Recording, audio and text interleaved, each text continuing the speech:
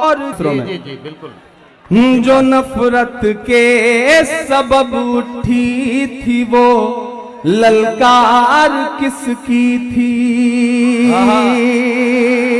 जो नफरत के सबब उठी थी वो ललकार किसकी थी। हमारे खून को प्यासी थी वो तलवार किसकी थी। हमारे खून को प्यासी थी वो तलवार किसकी थी।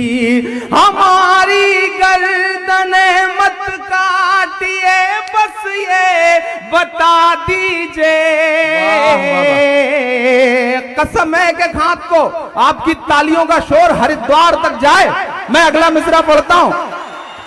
हमारी गर्दने मत काटिए बस ये बता दीजिए। जिसे तुम पहन कर भागे थे वो सलवार किसकी थी। जिसे पहन कर भागे थे वो सलवार किसकी थी।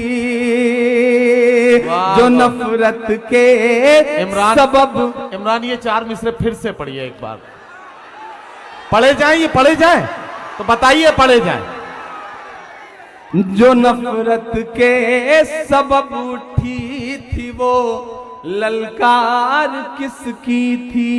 हमारे खून को प्यासी थी वो तलवार किसकी थी। हमारी गर्दने मत काटिए बस ये बता दीजिए। जिसे तुम पहन कर भागे थे वो सलवार किसकी थी। जिसे तुम पहन कर भागे थे वो सलवार किसकी थी। नहीं, ये चंद ठेकेदार नहीं तय करेंगे कि हम क्या बोलेंगे, क्या नहीं बोलेंगे, क्या खाएंगे, क्या पहनेंगे। हम उन्हें यह तय करने की इजाजत नहीं देंगे। ये कोई तय कर सकेगा तो जो हमारे रहबर हैं आजम साहब जैसे लोग, वो तय कर सकेंगे कि हमारी नस्लें क्या करेंगी, क्या बोलेंगी, क्या पहनेंगी। मैं 4 मिसरे पढ़ता हूं साहब। कि तुम्हारे पहले बोला है तुम्हारे बाद बोलेंगे। तुम्हारे पहले बोला है तुम्हारे बाद। मैं जानता हूं आपकी धड़कनें जो महसूस करती हैं। मैंने कोशिश करी है कि मैं उसे शब्द दे सकूं। मैं आपकी अदालत में हाजिर हूं। पढ़ता हूं 4 मिसरे। कि तुम्हारे पहले बोला है तुम्हारे बाद बोलेंगे। भगत अशफाक बन करके कभी आजाद बोलेंगे। भगत अशफाक बन करके कभी आजाद बोलेंगे। तुम्हें जय बोलना है मेरे भाई शौक से बोलो। मगर हम जय नहीं बोलेंगे जिंदाबाद बोलेंगे। मगर हम जय नहीं बोलेंगे। मुझे याद आता है कि जब मैं 8वीं 9वीं में पढ़ा करता था आजम भाई, वो दिन वो था कि जब नमाजों में दुआएं होती थी आजम खान साहब के लिए। बहुत छोटा सा था, मस्जिदों में रहता था, तो अड़ोस पड़ोस से वो नाम कानों में घुलता रहा। बड़ा हुआ तो आजम खान साहब को चैनलों पे देखा, अखबारों में देखा। एक आध दो मुलाकात हुई, बहुत कम, चूंकि मुशायरों में बहुत कम बैठते हैं इसलिए मुलाकात भी कम हो पाती है। जफर अमीन साहब से जितना उन्हें जाना समझा और थोड़ा जानने का मौका मिला, कासिम भाई से और भी बहुत सारे लोगों से। आज मेरी आंखों के सामने ये यूनिवर्सिटी के तमाम फोटोज हैं।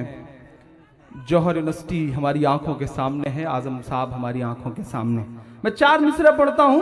गोरखपुर वालों, अगर सच्चे हों तो आप ये महसूस करना कि इमरान जैसा एक शायर जो सिर्फ आपका दर्द गाता है, वो 4 मिसरे पढ़ने को मजबूर क्यों हुआ। मैं पढ़ता हूं, सच्चे हो तो दुआ देना। कि लुटा दें तेरी खातिर जान फिर भी गम नहीं होगा। एक शख्स का किरदार, उसका पूरा वजूद मेरे 4 मिसरे के लुटा दें तेरी खातिर जान, फिर भी गम नहीं होगा तेरे जैसा कोई, अब जख्म का मरहम नहीं होगा तेरे जैसा कोई, अब जख्म का मरहम नहीं होगा। मिला तुझसे तो एक शायर के दिल की धड़कने बोली, यहां से वहां तक एक एक हाथ हवा में उठा हुआ देखना चाहता हूं मैं कि मिला तुझसे तो एक शायर के दिल की धड़कने बोली, कई सदियों तलक अब दूसरा आज़म नहीं होगा, कई सदियों तलक अब दूसरा आज़म नहीं होगा, कई सदियों तलक अब दूसरा आज़म नहीं होगा। क्यों इमरान पढ़ रहा है ये मिसरे, क्यों इमरान जैसा शायर मजबूर हुआ ये कहने के लिए? मैं शुक्रिया अदा करता हूं। मैं तो बचपन से सुनता था कि अवार्ड जो है वो सिर्फ दरबारों के चक्कर लगाने से मिला करते हैं। पहली बार जब मुझे फोन आया कि आपको यश भारती अवार्ड दिया जा रहा है, तो मेरी आंखों में नमी थी और मैंने ये महसूस किया शिद्दत से कि अवाम का दर्द गाने पर भी हुकूमतें अवार्ड देती हैं। शुक्रिया हुकूमत का, मुख्यमंत्री जी का, आजम भाई का, जिन्होंने अवाम का दर्द गाने वाले एक शख्स को अवार्ड देने का फैसला किया। तो ये अवार्ड तो मेरे चाहने वालों का है, मैं आप सब पे न्यौछावर करता हूं इस अवार्ड को। और 4 मिसरे पढ़ता हूं कि मोहब्बत और चाहत का मोहल्ला लेके चलता है। क्यों इमरान पढ़ रहा है ये मिसरे? कुछ तो बात होगी साहब। सियासत को एक किनारे रख दीजिए और इमरान के मिसरे सुनिए कि मोहब्बत और चाहत का मोहल्ला लेके चलता है, ये पागल अपने लब पर नाम अल्लाह लेके चलता है, ये पागल अपने लब पर नाम अल्लाह लेके चलता है।